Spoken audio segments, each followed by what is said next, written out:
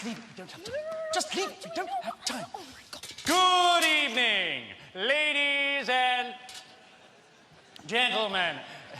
Please allow me to introduce myself. I am Chris Bean, the director of the Cornley Polytechnic Drama Society, and I'm delighted to be presenting to you this evening an extract from The Murder at Havisham Manor, my directorial debut. We are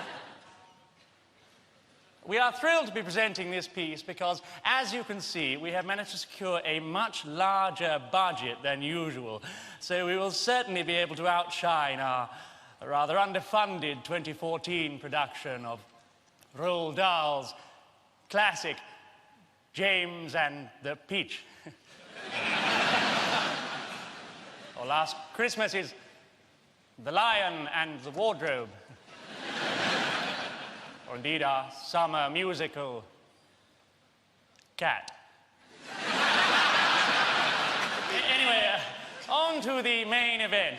So, without any further ado, ladies and gentlemen, please put your hands together for not yet. For The Murder at Havisham Manor.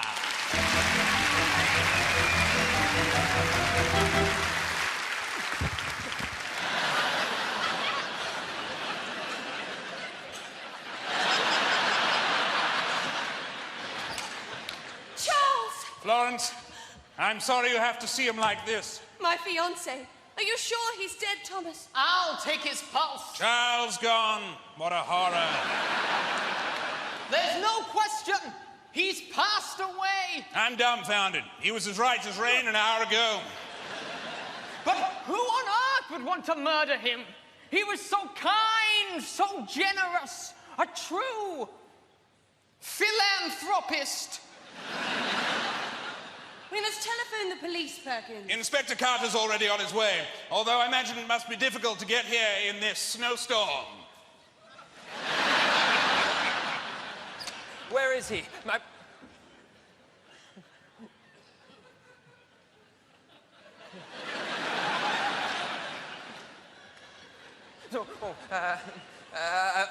brother dead? It can't be. He always tried to hide it, but his depression must have finally overcome him. I believe it was suicide. It's true. His smile was often merely a facade. But now...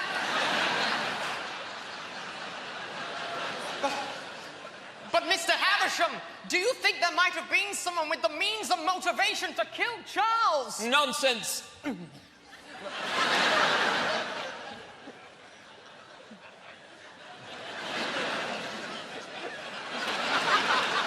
It's nonsense. It was suicide. There's no need to squabble. We're sure to get to the bottom of this now that the inspector has arrived.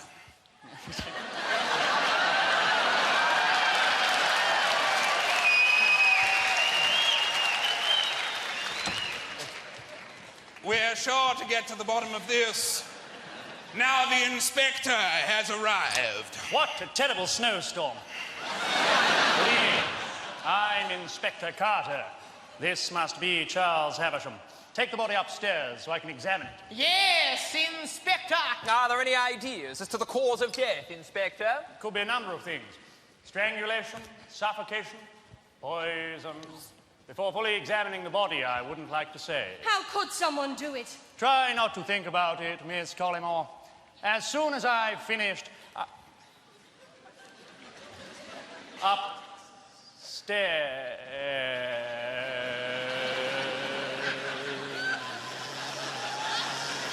I'll speak to everyone individually, and then you can get some space to calm your nerves.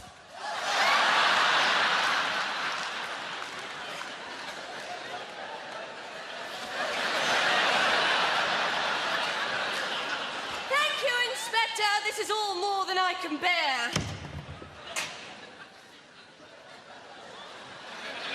I shall return presently, as soon as I've finished examining the body.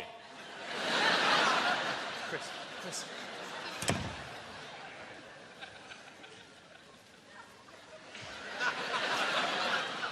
Well,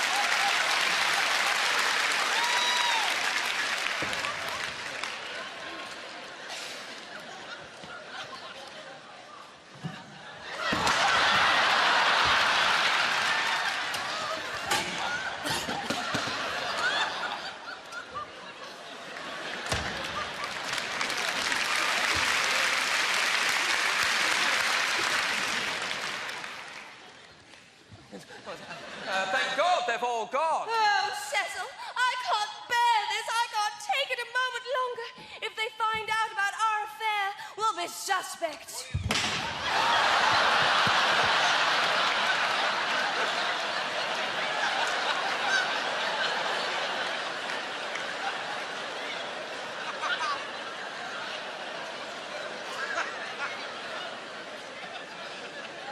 What's the matter, Florence? Calm down. Stop shouting.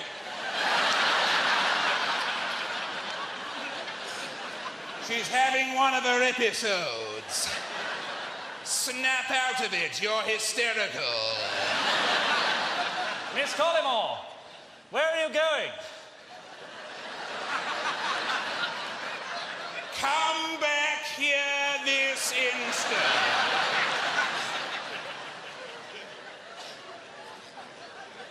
She's run off. I'll fetch her back. You stay here, Cecil. I dare say the inspector will have some questions for you. You were Charles's brother, after all. Well, do you have any questions for me, Inspector? Yes. Yes. You and your brother, did you get along well? Up and down. There was rather more strain on our relationship when Father died, and it was certainly no secret that our father cared for Charlie more than myself. I see. This is your father in the portrait, is it not? It is.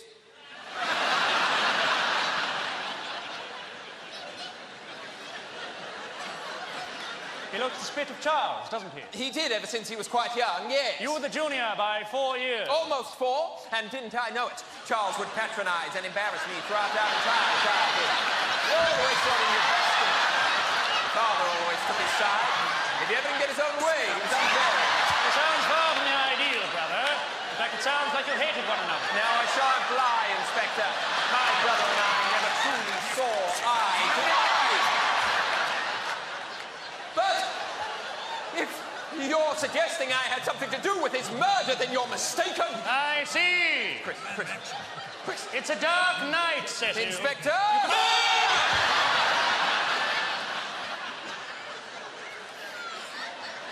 You can barely even make out the trees. Yes, well, what are you saying, Inspector? I'm saying, Cecil, that tonight will be the perfect night for you to murder your brother.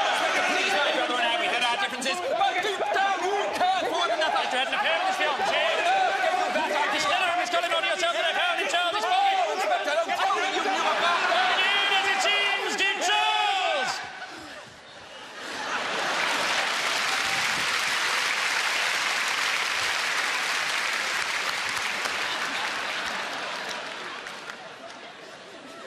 Well, bravo, Inspector. Oh, my God. Well, bravo, Inspector. You found out about Florence and I, but it proves nothing. We had nothing to do with Charlie's murder. But do you really think that we killed him? Perhaps. But for now, at least, we are one step closer to solving the murder at Haversham Manor. No!